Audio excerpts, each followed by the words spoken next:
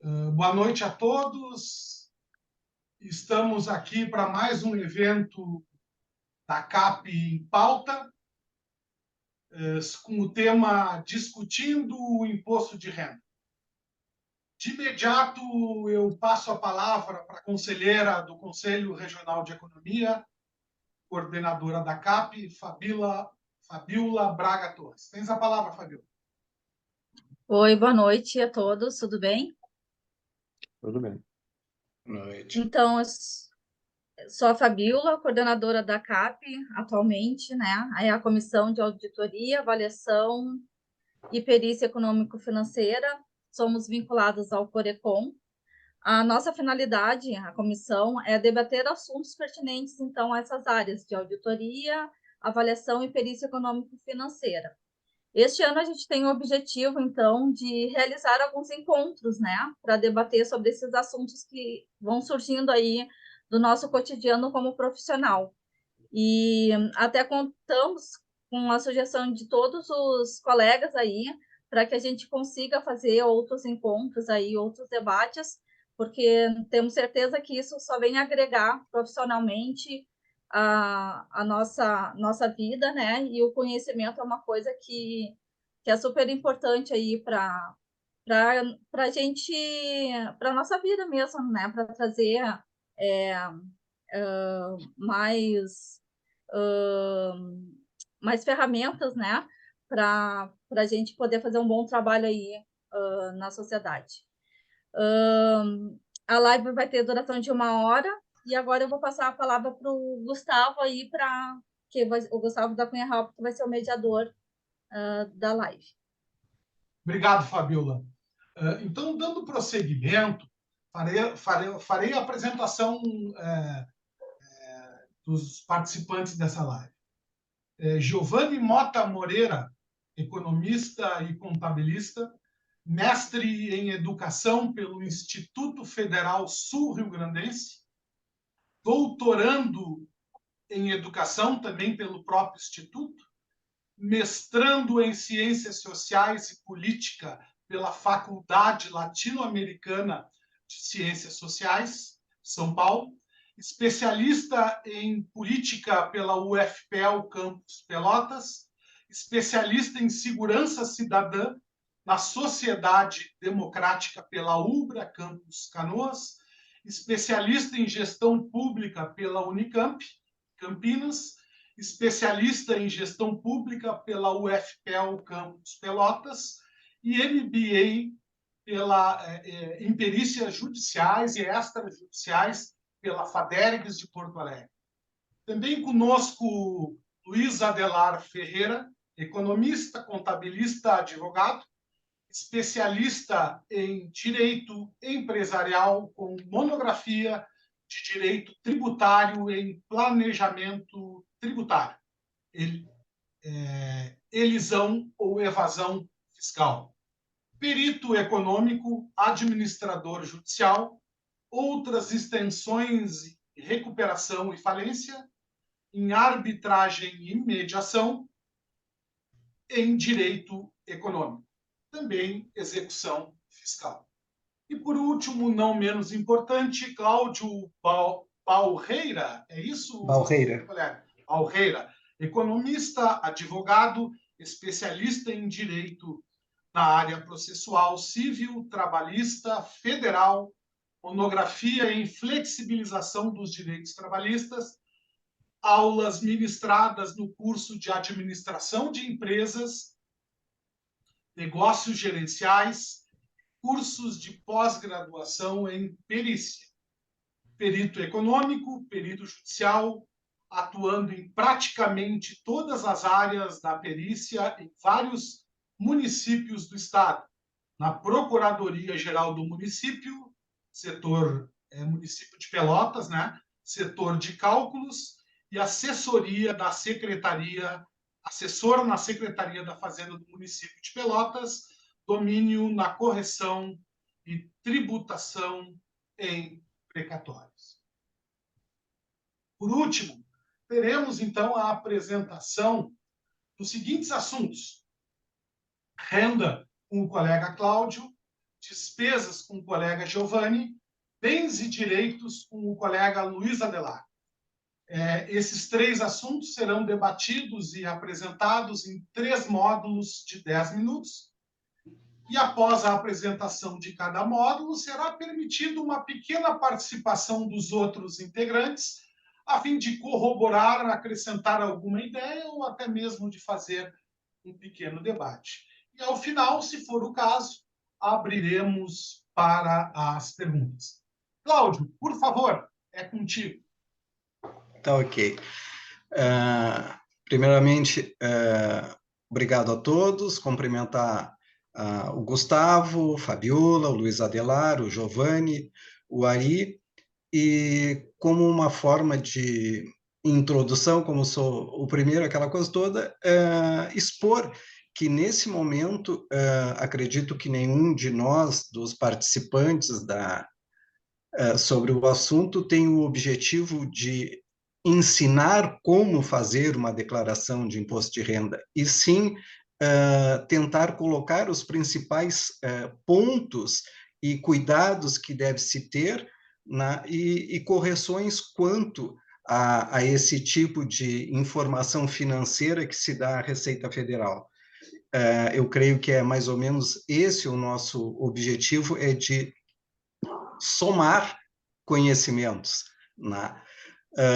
Então, passando ao assunto, como um pequeno histórico, a declaração de imposto de renda ela foi implantada no ano de 1922, com o objetivo, através de governo federal, e suprir suas necessidades da Receita Federal. Se tem, então, esse sistema de declaração, que é uma cobrança de impostos, que ela é atribuída sobre a receita, os bens e os nossos direitos. Basicamente, esse é o objetivo. Mais propriamente sobre a renda, hoje, e alguns anos em função da não correção da tabela que já está anunciada, que a partir de provavelmente maio exista essa alteração nas alíquotas, rendimentos têm a obrigatoriedade de fazer a declaração, quem tem rendimentos acima de R$ 28.559,70. São tributados, são considerados como renda toda a parte que o trabalhador ou o profissional liberal recebe a título de proventos, salários, rendimentos, também é considerado como renda ganhos em loterias ou aplicação em bolsas de investimentos, sendo que nesse segundo bloco existe já uma tributação direto na fonte, mas com a obrigatoriedade da declaração. Nos rendimentos ali, considerado como renda, a parte de aluguel, pensão alimentícia, que precisam ser declarados em rendimentos tributáveis, o 13º salário, a própria poupança, que se tem, ou a aplicação em função da origem, da onde vem esse dinheiro, se tem a obrigatoriedade de fazer essa declaração, que são os considerados, as receitas consideradas como tributáveis. O próprio aluguel recebido, ela é uma receita tributada, somada a receita que possa outra vir a ter, ou de salário, ou de rendimentos em aplicações, e assim sucessivamente. Basicamente, nas rendas seriam esses os principais tópicos a serem abordados.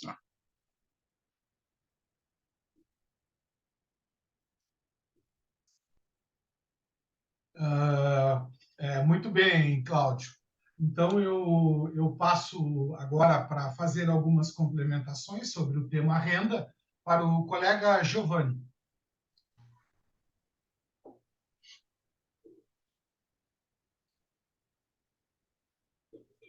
O microfone está fechado, Giovanni.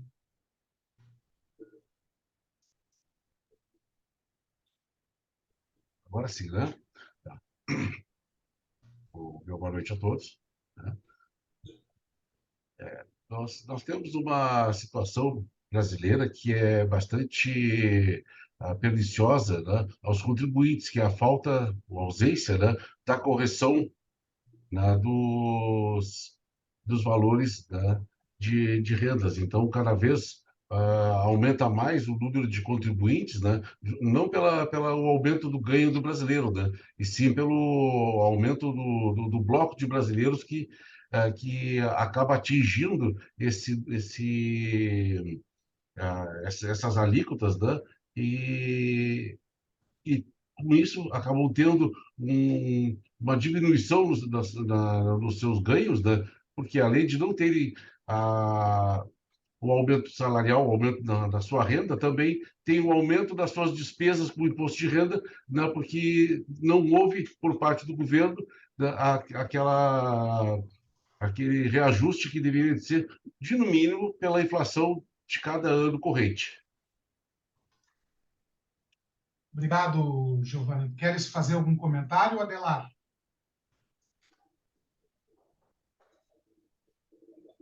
O microfone está fechado, Adelar.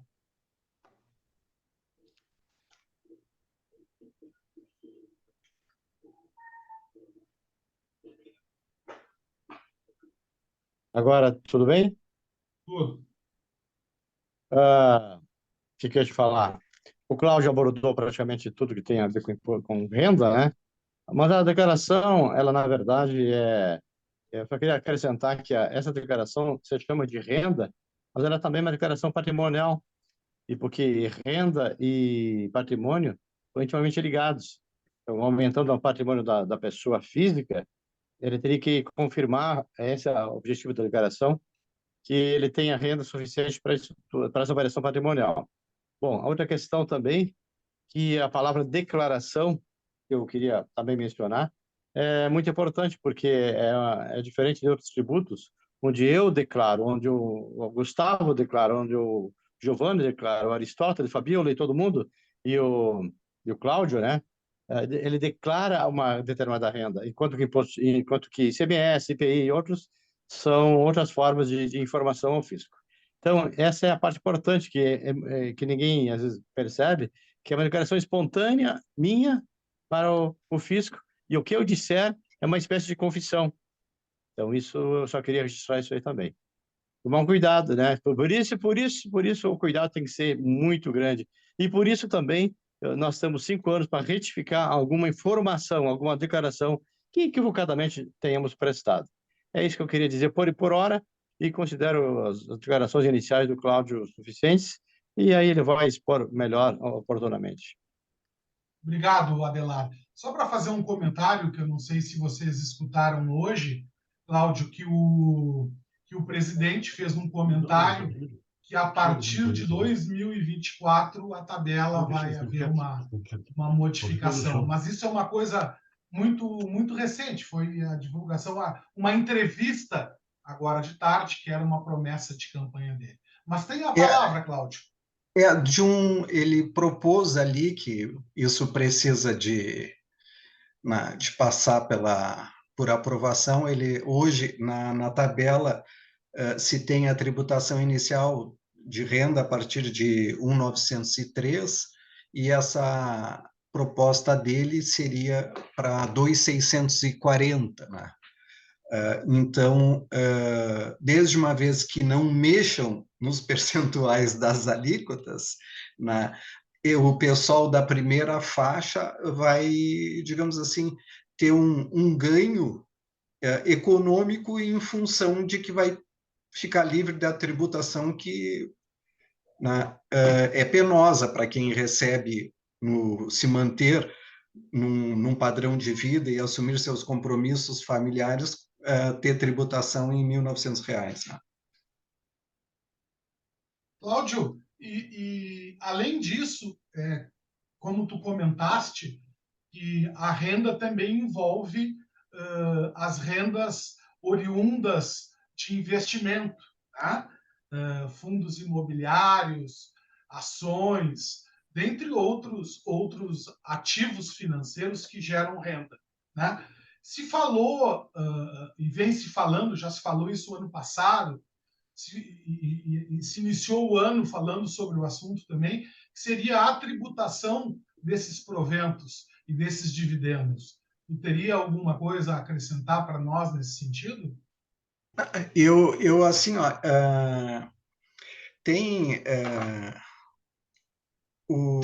existe um posicionamento nessas declarações de renda, uma interpretação do judiciário e outra interpretação do CTN através da Justiça Federal. Pegando assim como base um rendimento de uma ação trabalhista que teve o seu desconto já lá na fonte, sobre aquele ganho. No momento que tu entra com esse valor dentro da declaração, tu vai ser bitributado. Eles não gostam de enxergar esse nome de bitributação sobre a mesma parcela, que o mesmo ocorre, não vou entrar em outras áreas tributárias, mas que tu tem sempre a bitributação sobre a mesma receita. Então, assim, hoje, basicamente, quem tem rendimentos formais, ele tem uma tributação, a carga tributária é bastante penosa, né? A gente entende, não com isso que eu estou me colocando como rebelde ou dizendo que não deva ter. A gente entende que se faz necessários impostos para suprir todas as outras demandas a nível de Estado e benefícios, só que a forma a qual ela foi criada e se mantém até hoje, ela traz uma certa penosidade ao trabalhador, né? O Perfeito. formal, né? Perfeito. Deixa eu só comentar que nós temos alguns outros colegas nos assistindo, que o chat está livre para, se alguém quiser fazer uma pergunta. Nesse momento, nós estamos fazendo um pequeno debate sobre a renda. Então, se houver algum colega ou alguém que queira fazer uma pergunta, eu estou monitorando aqui e aí eu passo a pergunta, nesse momento ainda sobre renda, eu passo para os colegas. Eu não sei, a experiência que eu tive, Cláudio, que eu tenho e que eu, em algumas demandas aí, que essas ações trabalhistas, elas sempre têm problema na malha fina. Sempre. Porque existe uma situação ali que muitas vezes, né, por exemplo, eu mesmo, como perito, há uns 10 anos atrás, eu caí numa malha fina exatamente por causa de R$ 39,22, jamais vou esquecer. Aí tive que ir lá e mostrar toda a minha vida dos últimos 5 anos, né, que tremeu as pernas, né? Tudo porque em algum momento um juiz entendeu que era fiscal, né, e mandou reter sobre os valores de honorários o percentual para imposto de renda. Sim. E aí, o que aconteceu? Quando fui retirar, tinha aquela retenção, e na hora da minha declaração do imposto de renda, eu lancei como fonte recebedora a empresa que tinha depositado os honorários. E não é. No momento em que a empresa, ou a pessoa física, ou pessoa jurídica que pagou aquele débito junto com o judiciário, quem me pagou foi o judiciário. Então, eu tive que fazer uma retificação, porque tinha botado o CNPJ da fonte pagadora no processo, só que não, ela paga para a justiça. e tu recebe da Justiça. E aí, por os R$ 32, esse eu caí na malha fina. Perfeito. Nós temos uma pergunta aqui, Cláudio, sobre renda, poupança. Tem um limite mínimo para declarar? E a tabela, quanto tempo está defasada? O Gustavo, me permite só antes, só uma complementação do que o Cláudio estava falando, só para Pois dar não, Giovanni? O site da Secretaria da Fazenda, tá, tem um link em que nós, peritos, podemos acessar anualmente, agora a partir de março nós já podemos fazer isso aí, né, para saber todos os rendimentos que nós tivemos. Né? Eu também, no ano passado, caí na malha fina por causa de um valor de AJG que eu não vi que havia entrado, e aí fui descobrir, né, pesquisando sobre esse site, né, e ali eu vi qual que era o valor. E aí é pelo Tribunal de Justiça, realmente, como o Cláudio falou. O pagamento é pelo CNPJ do Tribunal de Justiça, mas ali, pelo site da Secretaria da Fazenda, nós podemos fazer essa consulta e saber todos que fizeram depósito para nós. Assim como também pelo ECAC, nós podemos consultar todas as declarações que fizeram, né, em nosso nome, tudo que fizeram de quem fez lançamentos, né, em nosso nome, está lá em nosso CPF, né, tá no ECAC, a gente pode fazer essa pesquisa. Posso colocar até os links aqui assim no chat. Pode colocar, por gentileza, Giovanni. Perfeito. Então, para nós nos encaminhando para o próximo tema, só ainda, Cláudio, então, se tu quiseres, eu posso repetir a pergunta? Não, tranquilo. A defasagem, o período de defasagem, né, ele está no mesmo tempo em que não há a correção das alíquotas do imposto de renda. Né, que eu, pesquisando aqui, agora já informo.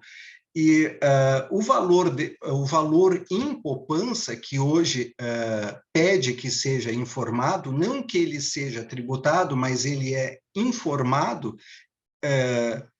se quem faz, que existe a obrigação de fazer, né, dentro da previsão da Receita Federal do CTN, é acima dos R$140. Né? É o mesmo absurdo do que a tributação hoje do imposto de renda na faixa dos R$1.900. Né? Perfeito, Cláudio. Inclusive, eu acho que no momento oportuno, porque poupança acaba sendo um bem, né, Adelar, correto? De repente pode abordar esse assunto também mais adiante um pouco. Cláudio, por hora, muito obrigado. Vamos, então, passar para o segundo assunto, que seria despesas, com o nosso colega Giovanni Moreira. Tens a palavra, Giovanni.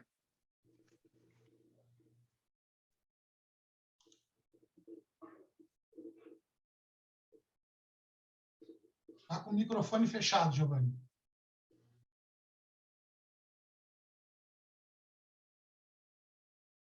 Agora sim. Agora sim. Tá. Bem, né, eu vou começar com a historinha do final dos anos 70, né? No final dos anos 70 se falava muito que o imposto de renda abocanhava muito o salário do brasileiro, né? Que parecia um leão. Né? Alguém que estava na Receita Federal teve a brilhante ideia de colocar esse felino lindo, né, como o mascote do imposto de renda. Então, desde o final dos anos 70, ele é o representante, né, dessa despesa que nós temos, que é uma despesa direta dos nossos ganhos. Né? Já nessa época se entregava, né, eu já faço desde então, faço declarações de renda, né? Nós fazíamos declarações de renda da pessoa física em 3 vias e da pessoa jurídica em 4 vias, né? Só que era tamanho ofício duplo, então para colocar dentro da máquina de escrever era bastante complicado, né? Ainda mais quando se faziam centenas de declarações. Né? A entrega por disquete melhorou bastante, mas hoje é brincadeira fazer imposto de renda, né? Porque com o sistema que nos acusa qualquer erro, né? É muito mais fácil. Até um certo período, nos anos 80, a Receita Federal sempre prorrogava muito. Todo ano ela prorrogava o prazo de entrega, né? Deixando o brasileiro assim, sempre para a última hora e para depois da última hora.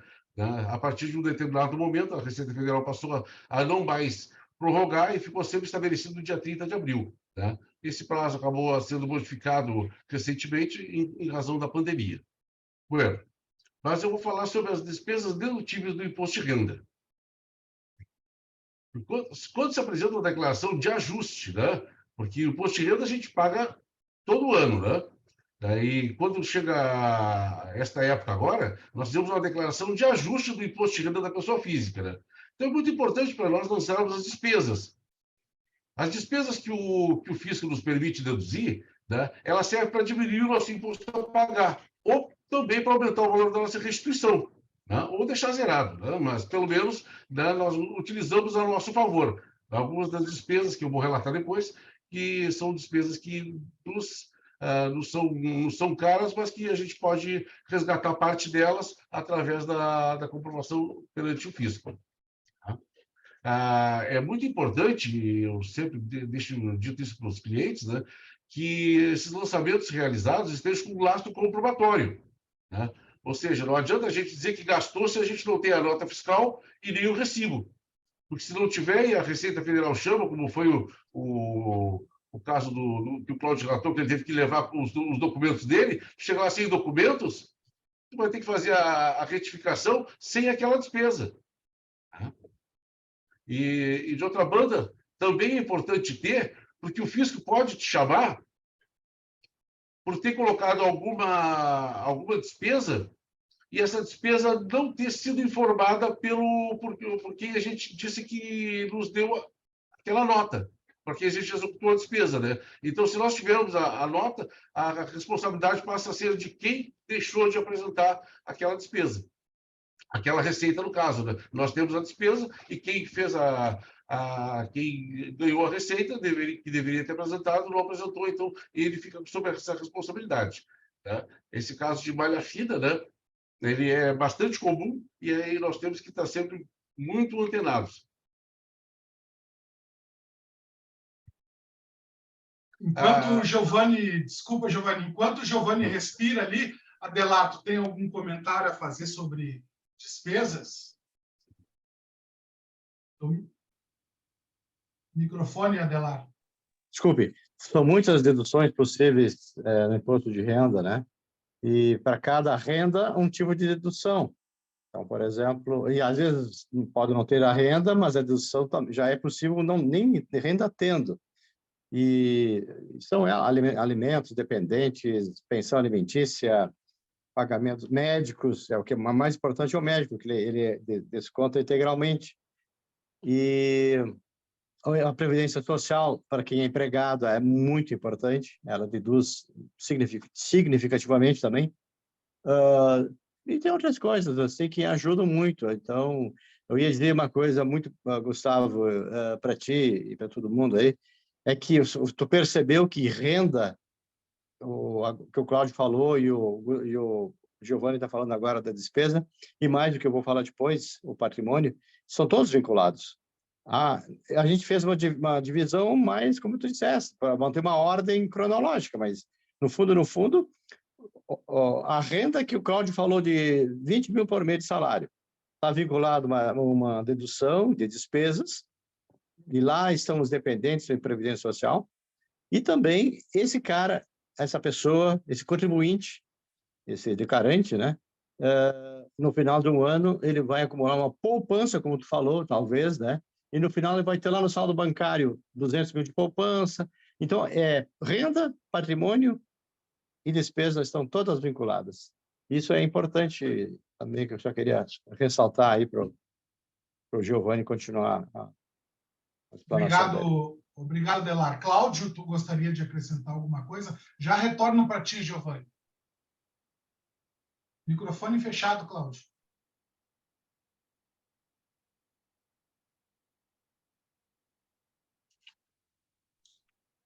Não, só complementando, né, que existe também aquelas situações, às vezes, de familiar que tem ali do principal o cabeça da família, que tu soma ali ou faz conjunto com a esposa, ou sempre o dependente de outro, e às vezes tem uma mãe ou uma sogra, um outro parente que está dependente, o único cuidado que é permitido fazer, o único cuidado que tem que se ver é se realmente, muitas vezes, essa dependência que vai se colocar para tentar se buscar um ganho na isenção à tributação, se aquilo economicamente vale a pena e não vai te trazer nenhum transtorno ali à frente, principalmente quando esse teu dependente ele tem algum recebimento ou previdenciário, ou aposentadoria, aquela coisa toda que hoje, pelo que se criou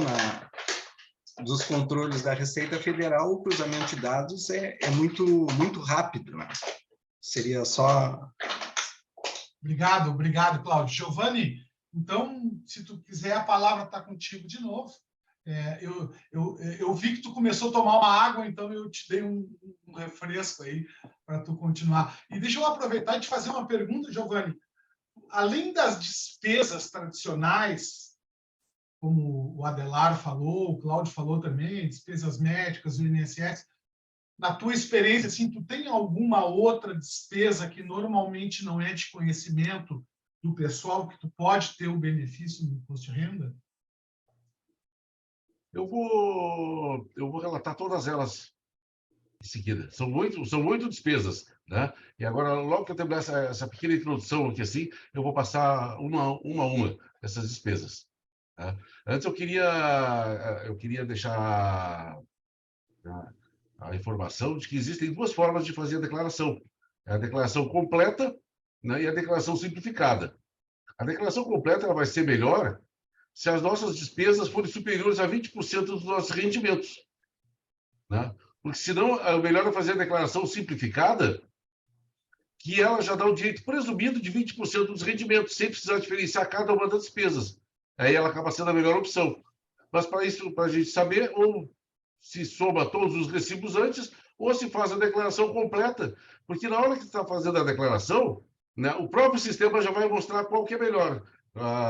E dá online, né, em tempo real para nós, o que a gente vai pagar em uma situação ou outra, o que nós vamos receber de restituição em uma situação ou outra.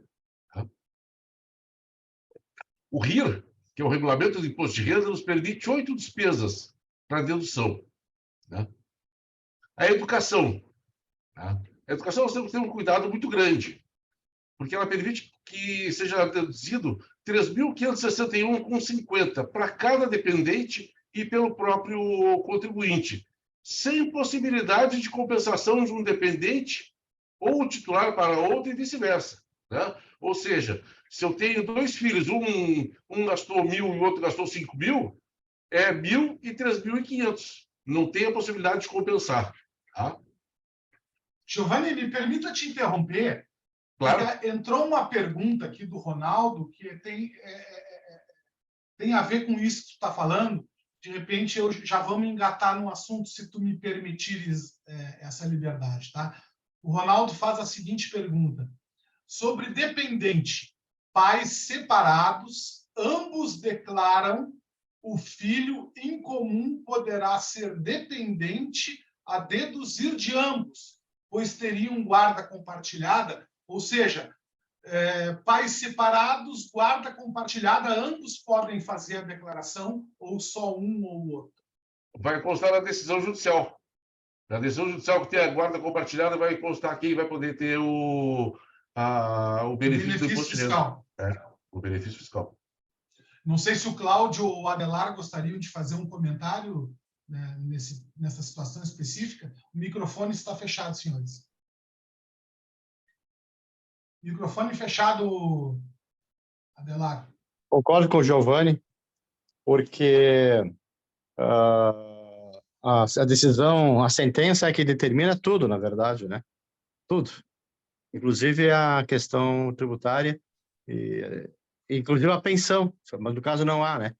É difícil, essa aí é uma questão, não é muito... Hoje está ficando comum, né? Mas realmente a decisão judicial vai constar tudo isso aí.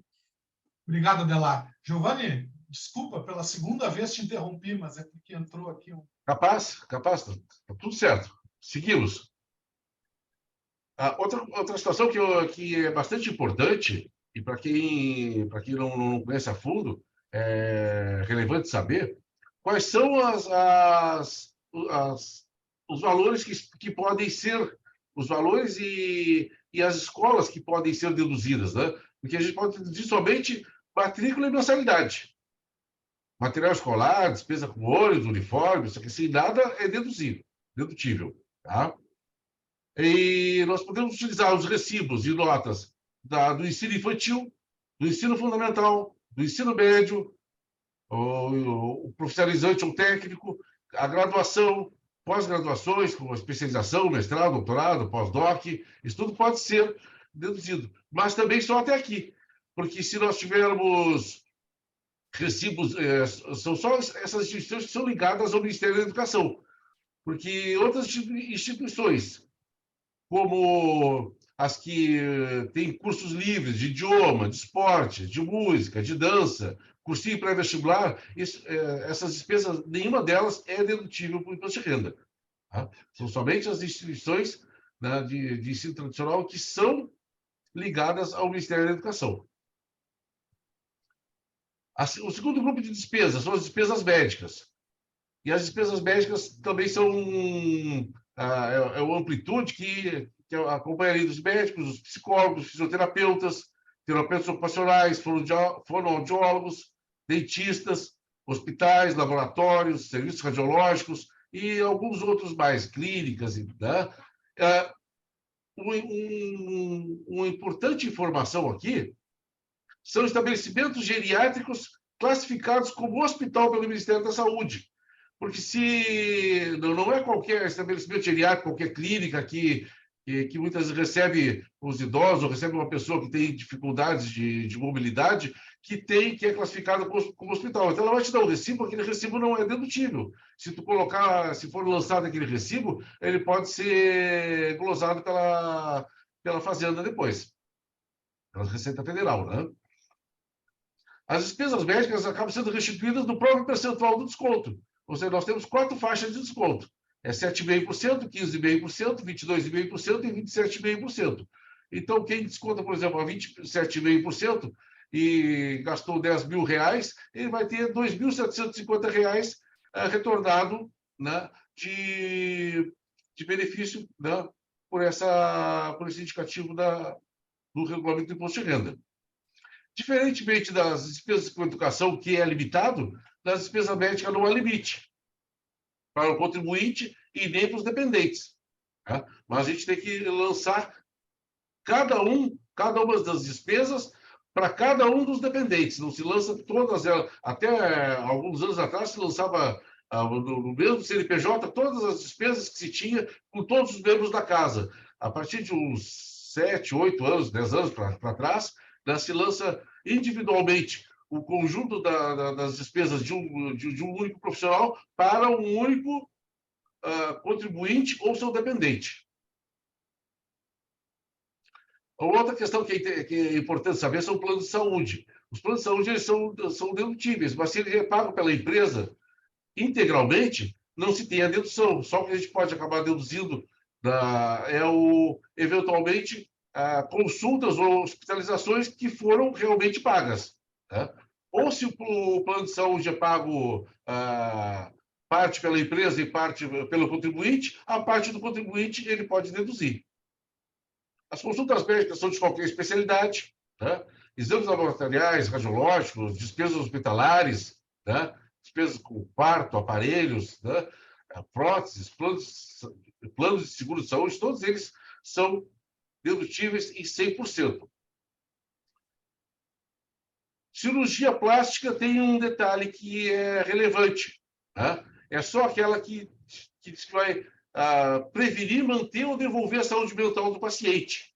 Ou seja, a cirurgia estética, eles procuram tirar a cirurgia estética, aquela de dar um pouco mais de beleza, né? E não aquela cirurgia que vai ser a reparadora, por exemplo, de uma parte que está afetando a questão mental do paciente, né? Cirurgia com prótese de silicone pode, desde que emitida pelo hospital. Tá? Não dá para se comprar uma prótese e colocar como lançamento, porque a Receita Federal não aceita. Tá? Despesa com assistência social, tá? A instrução de deficientes físicos e mentais, despesas médicas de hospitalização feitas no exterior também são dedutíveis, tá? Só se faz a conversão pelo dólar da data correta. Tá? Isso é bem importante ter um profissional que faça esse trabalho. Tá? Internação hospitalar feita em residência é possível também, desde que o gasto esteja presente em fatura emitida pelo hospital. Né? Então, tem certas situações em que a Receita vai fechando o cerco para que não se aumentem aquelas despesas que vai diminuir a receita dela. É relevante saber também que todos esses serviços de saúde, eles, até o dia 28 de fevereiro, eles fazem uma declaração, a DMED, que é a Declaração de Serviços Médicos e de Saúde. Né? Essa declaração, ela é a que diz tudo que cada médico fez. E aí, conforme aquilo que nós lançarmos na nossa declaração, vai ser feito o cruzamento de dados pela Receita Federal. E aí é que eles vão chamar um ou outro, ou ambos, né, para saber se tem o porquê que existe de diferença. E teria algum outro grupo ainda, Giovanni? Sim. O grupo dos dependentes, né? O grupo dos dependentes, nós podemos ter como dependentes a nossa mulher, nosso cônjuge, né? Os filhos e enteados até 21 anos, os irmãos menores de 21 que estejam sob a nossa guarda, e isso é judicial, tá? Os nossos pais, tá? Só que em todos esses casos nós temos que observar a renda. Até já foi dito pelo Cláudio anteriormente, né, que a renda dele, se não for uma renda isenta, ela pode aumentar a nossa renda e fazer que nós troquemos de faixa. E aí tem que ser feito a declaração e antes da entrega ser avaliado para ver se realmente vale a pena, né, fazer essa inserção ou se não vale, né? Tudo depende do acompanhamento em tempo real. Assim como os alimentandos. Alimentandos são pessoas de até 21 anos ou mais que recebem uma pensão alimentícia determinada judicialmente. Tá? É sempre obrigatória a sentença judicial para qualquer despesa de alimentandos com imposto de renda. Então, nós temos que, quando se tem um alimentando, né, tem que dizer, naquela sentença que o juiz deu a guarda, né, o que vai poder ser dedutível do imposto de renda. Porque se ele não disser, né, que médico é dedutível ali, nós não poderemos utilizar como dedução. Cláudio, alguma experiência... Desculpa, Giovanni. Cláudio, alguma experiência tu tens alguma experiência na tua profissão como advogado, nesse sentido que o Giovanni está trazendo para nós?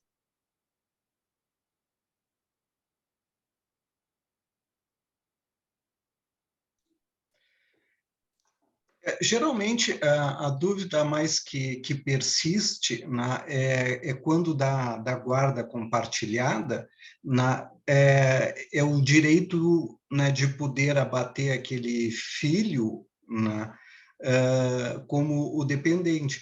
E ela hoje, nas decisões que tem judicial, ela tem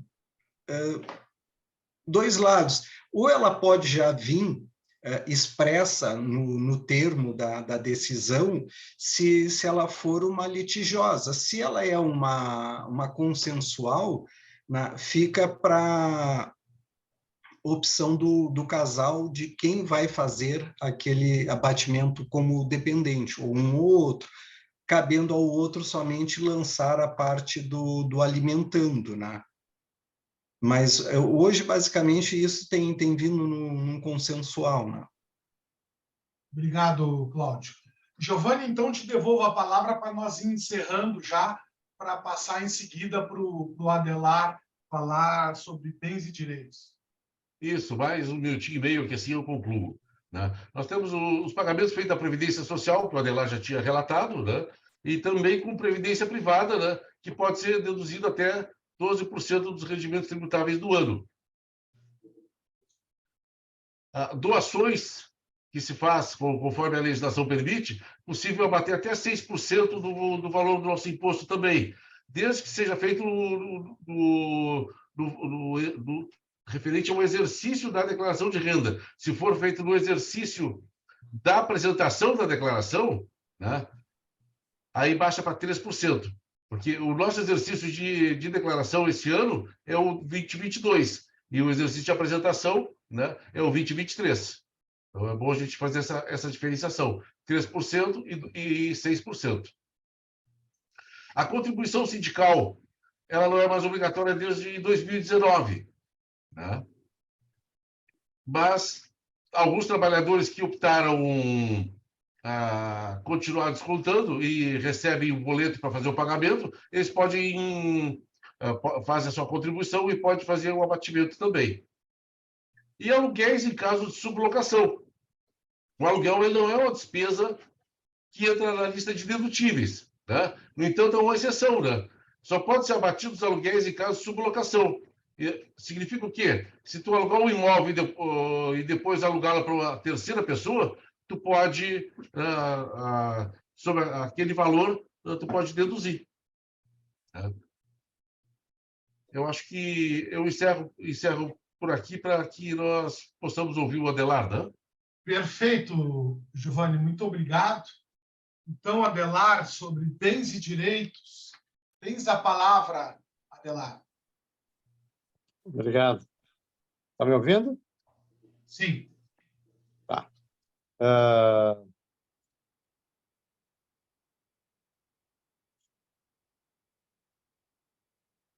Desculpe, acabei apertando errado. Como eu falei, esses temas de imposto de renda, eles estão... E aí fizesse um bom trabalho aí de conexão entre nós três, que são conjuntos, né?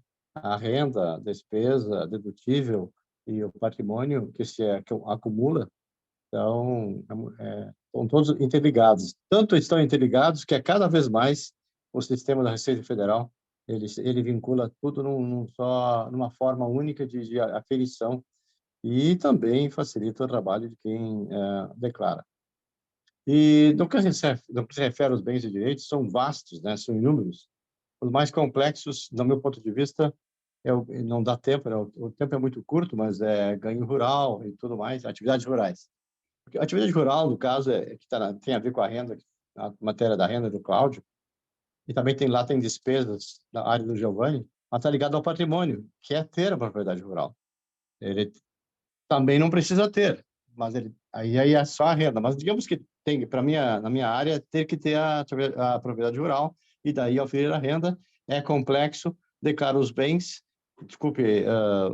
os bens imóveis, declara as benfeitorias, declara a terra nua, declara os animais, os semoventes, tudo que tem, e que tem uma particularidade aí, para principalmente para quem é da fronteira ou do interior, onde eu também nasci, é que os animais são registrados naquela ficha própria, que é a atividade rural, eles vão aumentando, né, a cada ano, é o que se espera, né, com os nascimentos, e eles estão lançados em ficha própria.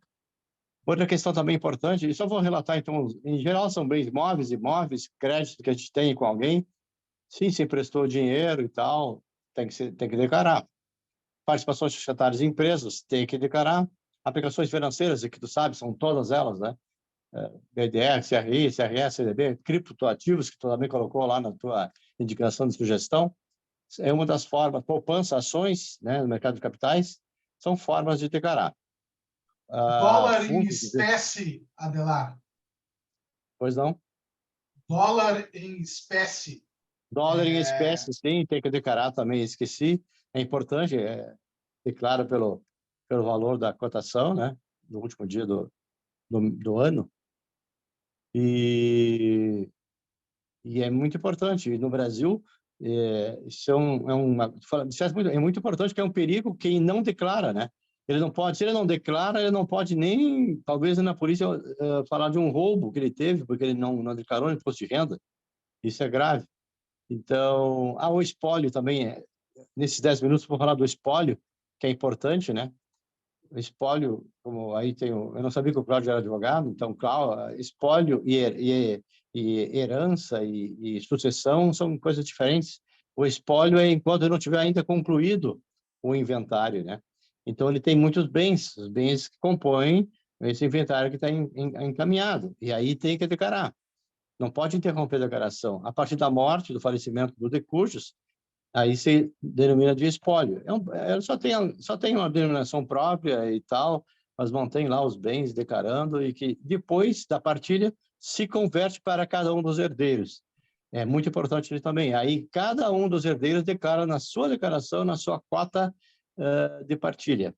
Importante também que eu queria dizer, eu vou falar de coisas mais diferentes, assim, que eu me lembro agora, dentro dessa linha aí de herança também, que é o seguinte, as pessoas podem lançar os bens herdados pelo valor que consta na declaração do falecido, ou podem atualizar. Se mantiverem a declaração do falecido e venderem no futuro, o ganho de capital vai ser contado da aquisição até a venda futura. Se eles fizerem a atualização, esse ganho de capital vai ser feito de imediato, vai ter um prazo de lei, aí acho que é 30 dias, a partir dessa partilha ali. Não é o mais importante isso aí, o importante é que você tem que fazer uma escolha com os demais herdeiros ou com o seu bem particular. O bom é que todos façam em comum, porque você vai escolher atualizar ou você vai escolher manter pelo valor original da declaração anterior do falecido. E mais? Imóveis. São muitas as formas de declaração de imóveis, muitas. Adquiridos por consórcio, adquiridos por financiamento habitacional, muito comum, adquiridos de forma à vista, adquiridos direto com a construtora, com parcelamento. Então, essas datas de pagamentos, aliás, então eu vou dizer o seguinte, o que interessa mesmo é a movimentação financeira. As datas de aquisição é importante declarar, todos os dados têm que ser declarados na ficha lá de bens e direitos, porém, o que importa é a variação financeira, porque o que o físico quer saber, e lá no final, não tem uma ficha para mostrar, mas quem tem uma noção, um dia vai olhar agora, daqui a uns dias, na última folha, vai ter a variação patrimonial. Ela vai ser importante, que vai vincular as 3 coisas que eu falei. O que o Cláudio falou da renda, o que o Giovanni falou das despesas dedutíveis, e da variação patrimonial que ele vai ter na declaração, no patrimônio dele. Essa aí tem que ser sempre positiva, né? Óbvio. Pode ter prejuízo, mas é muito difícil. O que eu quero dizer é o seguinte, que eles observam pela variação patrimonial. Então, a Receita Federal, né? Então, essa variação patrimonial tem que estar vinculada. Não pode fazer coisas erradas. E eles observam por aquela ficha que é o fechamento de tudo, né? Uma variação patrimonial que não tiver renda suficiente, por exemplo, ela está errada. Nós vamos ter que o contribuinte vai ser chamado para prestar contas. Que mais? Se essa variação patrimonial, na área da despesa do Giovanni, cujas despesas lançadas forem superiores ou não forem acolhidas corretamente, também vai ser chamado. Eu queria só lembrar que tem uma questão que tu também mencionou nas tuas propostas lá, VGBL, PGBL, tem a ver com o que o Giovanni falou que pode deduzir até 12% da renda bruta variável. Isso serve muito para quem tem a declaração do modelo completa. É muito importante isso, né?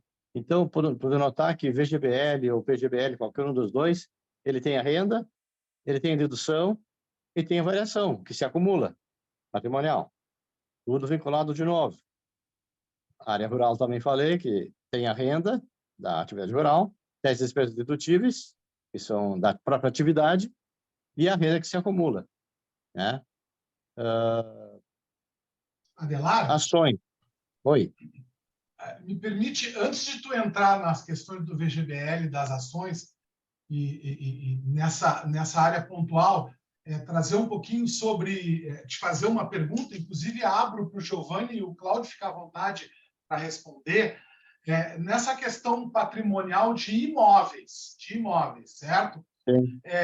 Na evolutiva de um ano para o outro, vem sempre se trazendo o mesmo valor, se atualiza esse valor de acordo com o valor do imóvel no ano seguinte, e se isso tem a ver com a questão da tributação do ganho real em relação à eventual venda desse imóvel. Não sei, Cláudio, se tu queres fazer algum comentário sobre isso.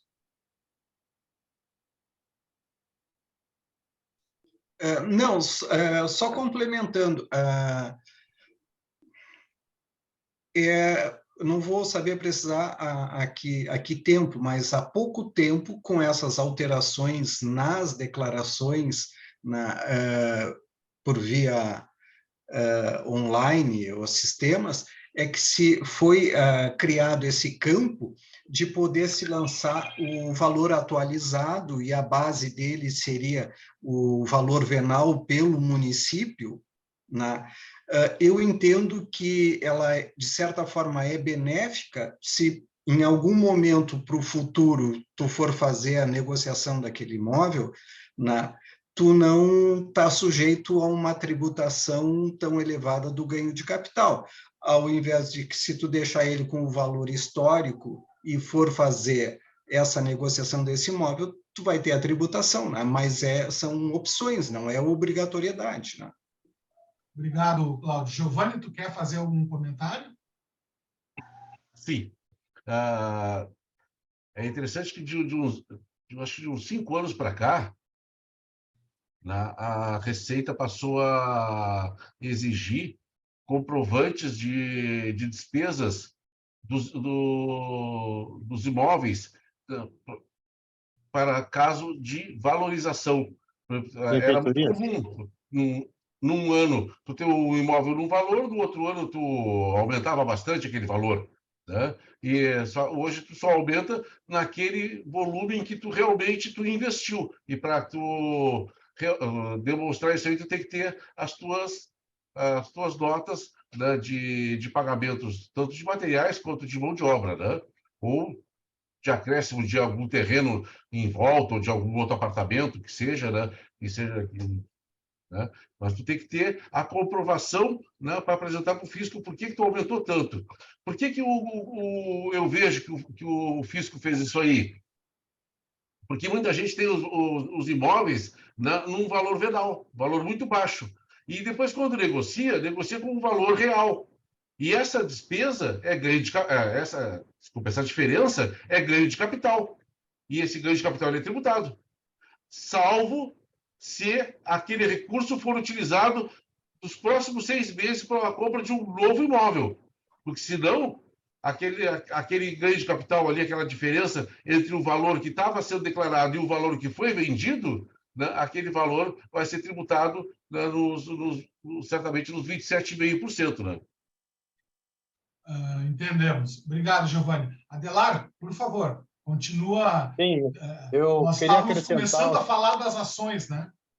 Eu queria acrescentar os comentários que os colegas fizeram e que tu, muito bem, praticamente deu a resposta. Por que tu deu a resposta? Porque, de fato, como é que eles vão controlar a variação patrimonial e depois o ganho? Eles têm que manter fixo, né? E aí que está o teu ganho, né? O futuro ganho, né? Eles aferirão isso. E quanto ao que o Giovanni falou, de fato, tem que ser documentos hábeis e idôneos. Do nota fiscal, se for nota fiscal do consumidor, depois tem que certificar isso de alguma forma um pouco melhor, e a mão de obra tem que ser com contrato assinado e com recibo dado pelo empreiteiro, não é qualquer documento. Então, toda hora eu me vejo com clientes trazendo os documentos, e quando não trazem documentos idôneos, eu oriento que não façam esse procedimento, né? Quanto às ações, ações também são lançadas, né, pelo número de ações, pelo valor da cotação do último dia do ano, né, do exercício, e os ganhos que ele tiver ali vem da corretora, da própria Bolsa de Valores, né? Tem as informações, ali ele lança e tudo. Os dividendos, a gente está ligado também na renda, viu? Só tudo ligado. Dividendo é renda, parte é dividendo, renda é isenta, parte é tributado. Tem um limite ali a tributação é 15%, mas tem um limite de isenção até R$ 20.000, né? Isso mesmo.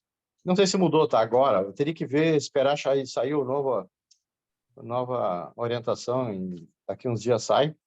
Mas, enfim, de forma geral, era isso.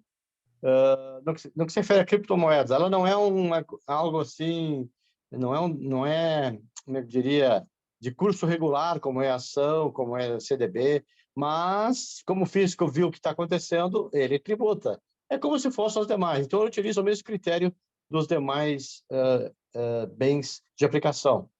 Eu não sou assim não tenho nenhum cliente, não me preparei para criptomoeda ativo, mas eu queria te falar essas questões. Se alguém quiser completar, ela, na verdade, não é de curso regular, ela tem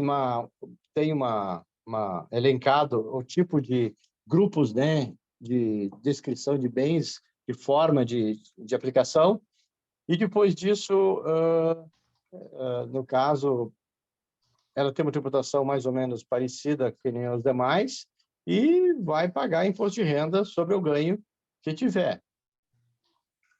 Tem ações, mais ou menos. Tem ações, commodities e outras formas. O que mais? Falamos de imóveis, falamos de ações, falamos de criptomoedas. Eu tenho uma questão que eu gostaria de falar. Falamos de VGBL. Tem empréstimos de pessoas físicas, não tem nada de grave, é tudo normal. Não pode ter juros. Isso está na lei do Código Civil, né? 12% é o ano Adelar, pode oferir. Adelar, essa questão do empréstimo, até porque eu não lembro qual dos debatedores que comentou, eu acho que foi o Giovanni, não lembro ao certo quem foi, ou tu, Adelar, mas, em suma, a tua renda ela tem que acompanhar a tua evolução patrimonial, correto? Com certeza. Bom, só que muitas vezes a origem da tua evolução patrimonial ela não tem origem na renda, e sim origem no empréstimo.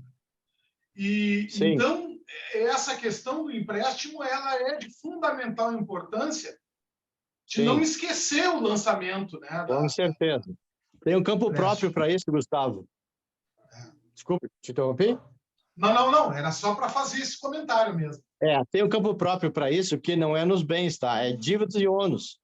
E lá, tu tem que lançar corretamente as despesas e, desculpe, os empréstimos, financiamentos bancários, empréstimos pessoais, outras formas de empréstimos que existem, né?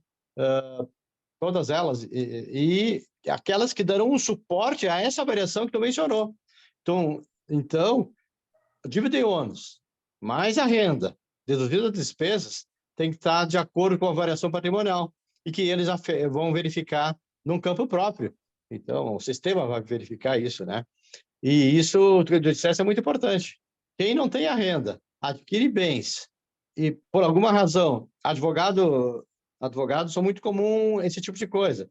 A renda nossa, eu também sou perito, então, mas como advogado, só os advogados, ele tem uma renda que não é certa, ela não entra, ele precisa cobrir, às vezes, alguma coisa ou tal, ele tem um patrimônio existente, então ele busca o financiamento bancário para suprir essa falta de vamos dizer, frequência na renda mensal e ele precisa ter essa despesa. E essa tem que ser lançada, não pode esquecer.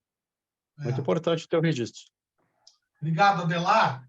Pessoal, nós já estamos com o horário estipulado já começando a estourar, mas antes de nós encaminharmos aos três, que de antemão eu já agradeço, aos três colegas que hoje estão nos trazendo a informação, eu queria deixar todos que estão presentes livre para, se quiser, abrir o seu microfone e fazer alguma pergunta, ou até mesmo para fazer algum comentário, ou até mesmo para agregar ao que a gente vem falando até agora, são muito bem-vindos. Então, Atiles, Gesiel, José Carlos, Ronaldo, Rosan, Margarete, por favor, ficam todos à vontade para nesse momento, agregar um pouquinho mais com uma pergunta ou até mesmo fazendo um comentário.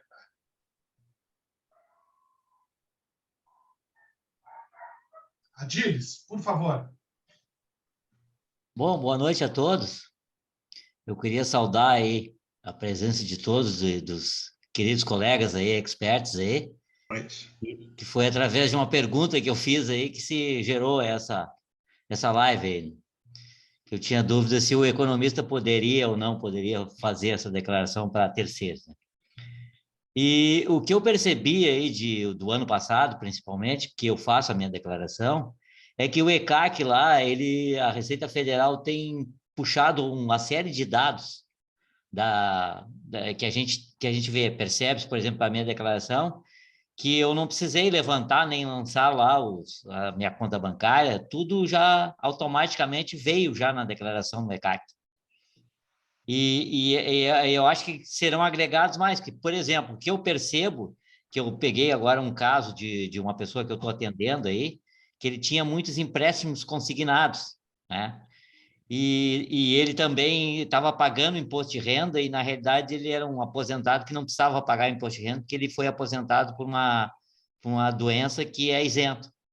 Mas tudo bem. A minha dúvida é o seguinte, se a gente vai ter alguma alteração na Receita Federal, no ECAC, de evoluir com isso aí. Então, daqui a pouco a gente vai ter quase que uma declaração online, né? Ou seja, tu vai lá conferir os teus dados e o resto a Receita vai puxar.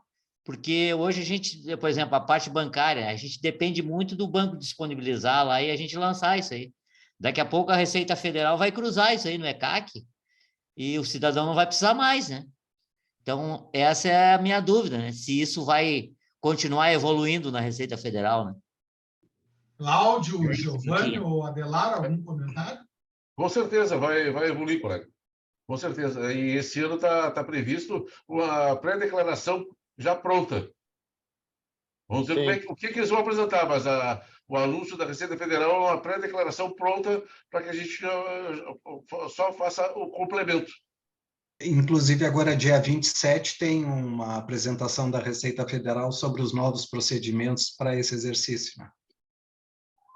Eu percebi, por exemplo, no ano passado, a minha declaração, por exemplo, eu fiz quase que em 5 minutos. Eu fui lá, entrei no ECAC lá, na minha senha lá do Gov lá, e eu fui lá conferir, estava tudo lá. Tudo registrado lá. Eu me surpreendi até, né? Então... Adelar, tu ia comentar alguma coisa? Me permite responder o colega Ronaldo? Ele fez uma última pergunta que consta aqui no chat. Claro. Não, perfeito, perfeito. Até para nós encerrarmos, tá, pessoal? E aí depois eu preciso parar a gravação, mas se o pessoal quiser ficar aqui de uma maneira informal também, sem nenhum problema. Tá. Eu vou fazer essa resposta para o Ronaldo, né, e já faço a minha despedida também, então. Tá bom. O Ronaldo pergunta assim, com relação àqueles casos em que o declarante continua pagando previdência complementar para o filho que está acima da idade de declarar como dependente, como fica? Exemplo, o PAC do IPERGS. Na realidade, se o filho está acima da idade de declarar como dependente, as despesas dele não são dedutíveis. Nenhuma das despesas. Todavia, especificamente, o PAC do IPERGS não relata, na parte documental que é impressa, né, de que aquele PAC é para um filho que não tem a idade de ser dependente. Então, eu tenho esse caso e eu lanço. Lanço porque ele sai do meu nome, sai do meu CPF e não tem a informação de que, né, seja para o meu filho. Tá? Obrigado, Giovanni. 1 minuto para as considerações finais, Giovanni. Bom, acho que a live foi assim, bastante produtiva. Eu tenho assim, muitos anos que eu acompanho o imposto de renda e a gente sempre vai aprendendo, né? E o que os colegas trouxeram aqui sim, foi de muito valor, né?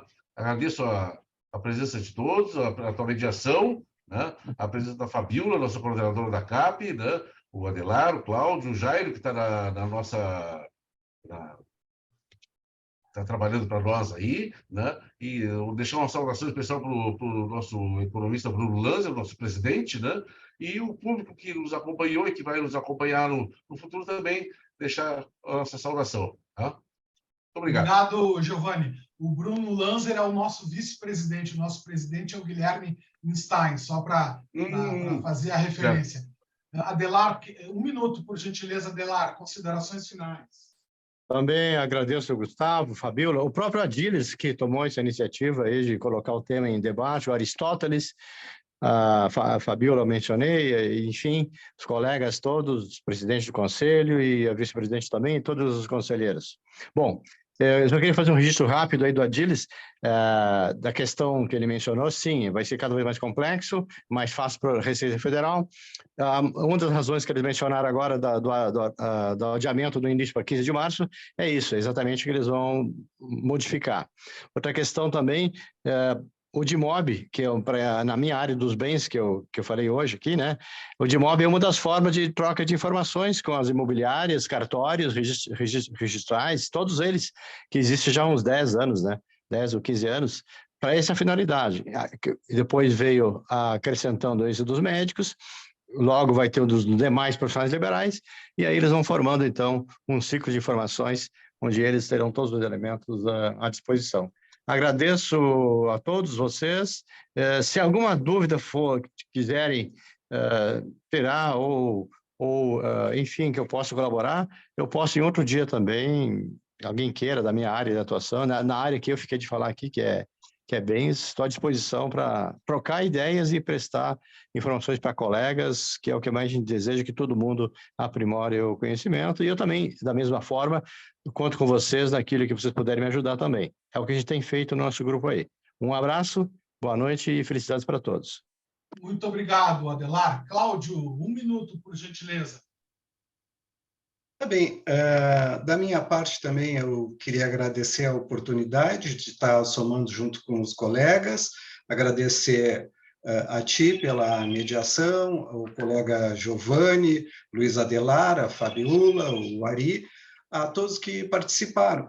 E só fazendo uma complementação, que aí eu estava lendo ali também, com referente que são matérias novas, a criptomoeda, a obrigação de declarar é acima dos 5 mil em criptomoedas e a tributação na criptomoeda é acima dos 35 mil.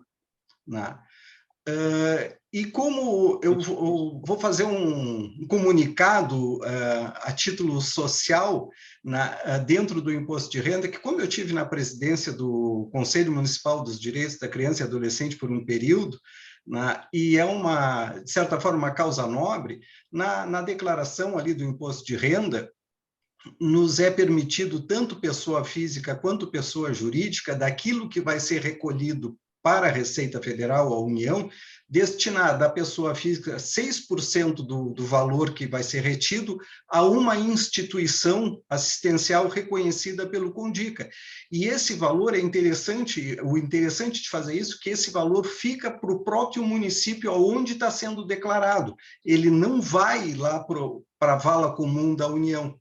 Então, era isso, e agradecer a todos pela participação. Muito obrigado. Muito obrigado, Cláudio. Então, por último, eu convido a coordenadora da CAP, conselheira do Conselho de Economia, Fabiola, para fazer o encerramento. E não havendo mais nada após a Fabiola, eu vou terminar a gravação. E se alguém quiser ficar na sala para alguns outros debates, por favor, fiquem à vontade. Muito obrigado a todos. Fabiola, tens a palavra. Então, eu agradeço aí o pessoal que se disponibilizou para apresentar um pouco sobre essa questão do imposto de renda. Foi ótima a nossa live. Espero que seja a primeira de muitas aí, como eu falei lá no início. Estamos aí aceitando e pedindo sugestões dos colegas, né, sobre todas as questões da nossa área aí de perícia, auditoria e avaliação, que a gente conseguir debater em forma de live aqui nesse ano vai ser excelente para agregar nosso conhecimento aqui no nosso grupo, né? E agradeço aí o Gustavo, que foi um excelente mediador também, o pessoal que está assistindo aí, a atenção que todos tiveram para essa live, o pessoal do Corecon, que o Jairo não mediu esforços aí para ficar aí conosco, né, na parte da informática, e fico aí à disposição aí para atender todos vocês aí e as sugestões também que vocês tiverem ao decorrer do ano, tá bom? Boa noite, e o Gustavo aí agora passa a palavra novamente. Obrigado, uma boa noite a todos.